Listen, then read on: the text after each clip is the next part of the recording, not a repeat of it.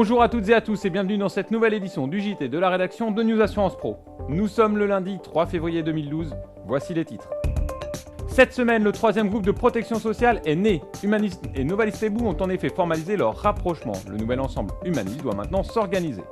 Enfin, ce JT revient sur les nouvelles de la semaine avec les premières annonces de résultats dans le secteur de la réassurance, la nouvelle offre Tati Assurance et le chiffre d'affaires d'April.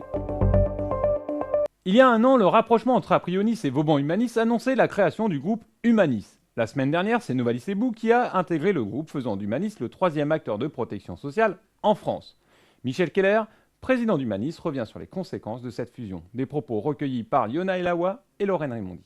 Nous avons une assez grande diversité de métiers puisque, indépendamment de la retraite complémentaire, dans le domaine du champ concurrentiel, nous avons une activité en santé, nous avons une activité de prévoyance, nous intervenons en épargne retraite, épargne supplémentaire, nous avons une activité en épargne salariale, nous avons à nous préoccuper des questions de dépendance, perte d'autonomie, et nous avons enfin une activité de gestion pour compte de tiers qui est très importante également, qui nous conduit d'ailleurs à assurer la gestion administrative de filiales, par exemple du Crédit Agricole, Prédica pour ne pas le citer.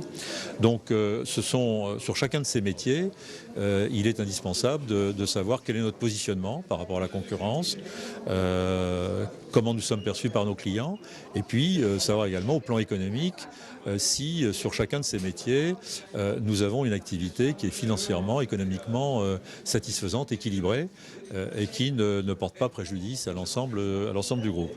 Alors cette analyse métier par métier permet également de déterminer la réflexion stratégique, c'est-à-dire qu'on peut se dire que sur tel métier, on est dans une position qui implique des partenariats parce qu'on n'a pas une position suffisante, qui peut emporter un jour la décision aussi de désinvestir, ça dépend. Enfin, ce qui est important de retenir, c'est que quand dans un groupe, quel qu'il soit d'ailleurs, on a des activités qui sont de nature différente, c'est sur chacune de ces activités qu'il faut faire porter l'attention et définir la stratégie.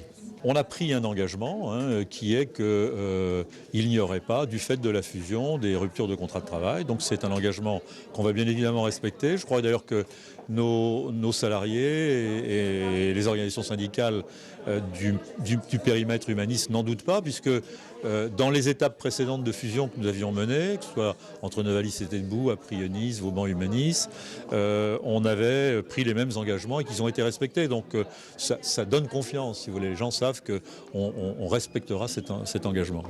On a aussi des bassins d'emploi qui sont organisés de manière assez...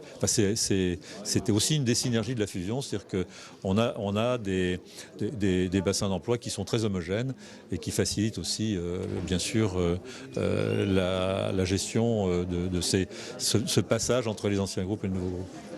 Parmi les actualités marquantes de la semaine passée, Tati se lance dans l'assurance. Avec MetLife, April accuse une baisse de son chiffre d'affaires en santé. Et enfin, la réassurance qui a livré ses premiers résultats.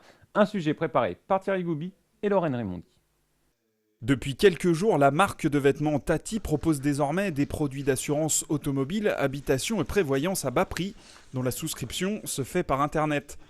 Pour l'assureur MetLife France, partenaire et porteur de risque de Tati Assurance, c'est l'occasion de se placer sur le marché de l'assurance directe. Alors la vente en direct, ça fait quand même très longtemps qu'on en fait, toujours en partenariat. Historiquement, on s'est développé dans les années 90 avec les grands noms de la vente par correspondance, plus récemment avec des très grands noms de la grande distribution, mais toujours dans une politique de fidélisation des clients existants. Là, c'est vrai qu'il y a une différence qui est on va s'adresser au grand public directement et on va être bien entendu pour partie sur une stratégie de fidélisation des clients Tati, mais également en conquête, c'est-à-dire que la première relation marchande avec Tati pourra se faire par le canal de l'assurance. En termes d'objectifs, Tati Assurance vise quelques dizaines de milliers de contrats d'ici 18 à 24 mois et une offre santé devrait bientôt voir le jour. Double lecture pour les résultats d'April en 2011. Si le chiffre d'affaires est en légère hausse de 1,6% à 750 millions d'euros, à périmètre constant, le chiffre d'affaires diminue de 1,6%. Un ratio impacté par l'acquisition du courtier québécois Elco spécialisé dans le dommage. Comme annoncé, l'activité santé et prévoyance a fortement diminué de 4,8%, tandis qu'en dommages, April gagne 25% de chiffre d'affaires sur le courtage, un chiffre qui tombe à plus 0,5% en pro forma, confirmant la bonne santé du groupe sur la branche dommages. La semaine dernière, Munich Re et Hannover Re, numéro 1 et 3 mondiaux de la réassurance, ont communiqué des résultats très différents. En 2011, le résultat net provisoire de Munich Re s'est dégradé de 71% à 710 millions d'euros, principalement à cause des catastrophes naturelles et de la crise financière. Point positif, les renouvellements de janvier montrent une hausse moyenne des prix de 2% pour Munich Re et de 6% pour Hannover Re, qui s'est montré confiant pour l'avenir. Jeudi, SCOR annoncera ses propres chiffres de renouvellement. Les résultats définitifs seront livrés par les assureurs en mars. Avant de se quitter, je vous propose de voir le programme de la semaine sur News Assurance Pro. Petite inversion dans le JT de la semaine dernière, puisque nous vous avions annoncé la diffusion de notre zapping de l'assurance qui sera en fait disponible mercredi. Vous avez tout de même pu apprécier l'interview intégrale de Daniel Avis. Enfin, je vous rappelle que News Assurance sera présent à Deauville pour les 20e rencontres de l'AMRAE. Vous pourrez retrouver le programme et nos plateaux et interviews sur notre site.